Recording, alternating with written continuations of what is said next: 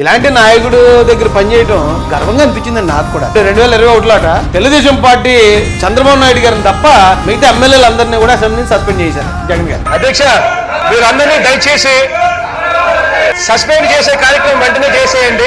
Suspend చేయించి ఒక్కడే ఉంటాడు, ఒకడే వస్తాడా, లేకపోతే ఆగిపోతే పారిపోయాడు దాక్కున్నాడు అని చెప్తాం. ఒకవేళ వచ్చాడంటే కనుక మనందరం కలిసి అతని మీద పడిపోతాం, అవమానించేద్దాం అని ఓ స్ట్రాటజీతో మొత్తం టీడీపీలో ఉన్న మిగతా 22 మందిని సస్పెండ్ చేసి ఒక్క చంద్రబాబు నాయుడు గారిని మాత్రం ఉంచాడు. అసలు అసెంబ్లీకి వస్తారా రాడా, వస్తే ఏం చేస్తాడు చూద్దాం. అయితే మాసు పెట్టుకుని ఒక్కడు వచ్చేటండి ఆయన అసెంబ్లీ, ఒక్కడే, ఎవరు లేరు. అవతల 151 మంది ఉన్నారు, ఒక్కడే వచ్చి నిలబడి ఆ రోజున ఆయన క్వశ్చన్ చేసిన విధానం అంతకంటే ధైర్యవంతుడు ఎవడున్నాడండి ఆంధ్ర తెలంగాణలో. ధైర్యం అంటే సందర్భం రావాలి, ఆ సందర్భం వచ్చాకే తెలుస్తుంది ఆ మనిషిలో ఎంత ధైర్యం ఉంది అనేది. ఆయన చూస్తే అబ్బాయి మంచోడు, చూసి చూడనట్టు వదిలేస్తాడు, లేకపోతే మెత్తన వైఖరి చంద్రబాబు నాయుడు గారిది, ఇలా చాలా మంది చెప్పుకుంటూ ఉంటారు. కానీ 151 మంది బూతురాయుల్ని ఎదుర్కోవడానికి ఒక్కడే వెళ్లాల్సిన పరిస్థితి వచ్చినప్పుడు ఒక్కడే వచ్చి నిలబడి ఎలా మాట్లాడుతున్నాడు చూడండి. నిజాయితీలో ఉన్న ధైర్యం, నిజాయితీ కూడా ఎప్పుడు ధైర్యం ఉంటాడండి. మీరు ఎక్కడన్నా చూడండి, నిజాయితీ ఉద్యమకారుని తీసుకోండి, భూమికి 3 అడుగులు ఉన్నా సరే అవతల 1000 మంది పోలీసు వాళ్ళు ఉన్నా సరే నిలబడతాడు. ఎందుకంటే ఒక సిద్ధాంతమే నిలబడ్డాడు కాబట్టి. అదే పెద్ద పెద్ద డాన్లు ఉంటారండి, పెద్ద పెద్ద డాల్ గంటలు వేసుకుని ఉంటారు, ఒక కానిస్టేబుల్ చూస్తే పారిపోతారు, అవి పోలీసులు అని చెప్పి పారిపోతారు. ఇది కాదండి, ఇక్కడ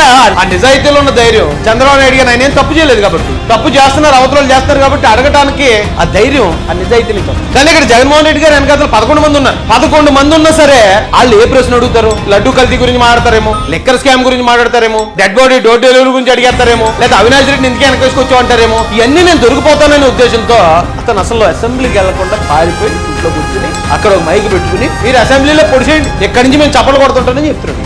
సరే అర్థం చేసి కానీ సిగ్గుపడాలి కనీసం వైసీపీ నాయకుడిని ఎమ్మెల్యేగా నెగ్గించారు ఆ ప్రాంత ప్రజలు అంటే. అసెంబ్లీకి వెళ్ళలేని బతుకు అదేం బతుకు? మళ్ళీ పెద్ద ధైర్యవంతుల్లాగా ఎలివేషన్లు ఎందుకండి? Hats off to Chandrababu Naidu గారండి.